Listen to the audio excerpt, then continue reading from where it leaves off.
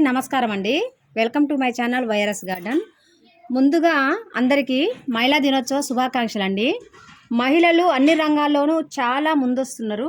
ఇలాగే రావాలి అని చెప్పేసి మహిళలు ఈ విధంగా ఏ పని చేసినా సక్సెస్ కావాలని చెప్పి నేను కోరుకుంటూ ఈ మునగ చెట్టు గురించి చెప్పాలనుకుంటున్నానండి. ఆ మునగ చెట్టు నేను ఇంతకుముందు చూపించిన కూడా మీకు మునగ పూత అయితే అప్పుడు కొన్ని కాయలు కట్ చేసినా కానీ నేను వీడియో చేయడానికి నాకు కలవలేదనమాట. నాకు మునగకాయలు అయితే ఈ విధంగా వచ్చినాయి. అప్పుడు చెప్పిన కదా 20 లీటర్ల క్యాన్లో వేసిందని, అది ఈరోజు నేను కట్ చేస్తున్నాండి. మునక్కాయలు ఇంత చక్కగా వచ్చినాయి అనమాట. ముదిరిపోతాయేమని చెప్పేసి కట్ చేస్తున్నా.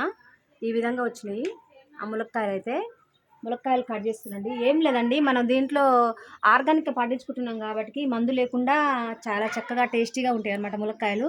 ఇంతకుముందు కూడా 2-3 కట్ చేసినా కానీ నాకు ఆ రోజు వీడియో చేయడానికి కలవలేదన్నమాట.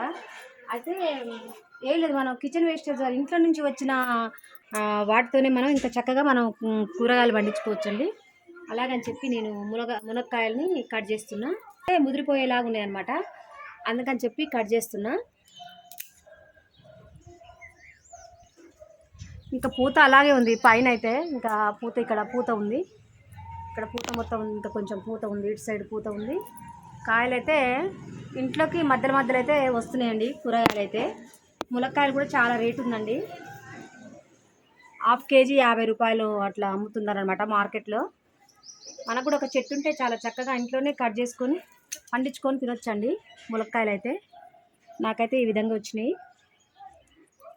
చూసిరు కండి నా వీడియో కనుక మీకు నచ్చినట్లయితే లైక్ చేయండి, షేర్ చేయండి, సబ్స్క్రైబ్ చేసుకోండి. అందరికీ చాలా థ్యాంక్ యూ అండి.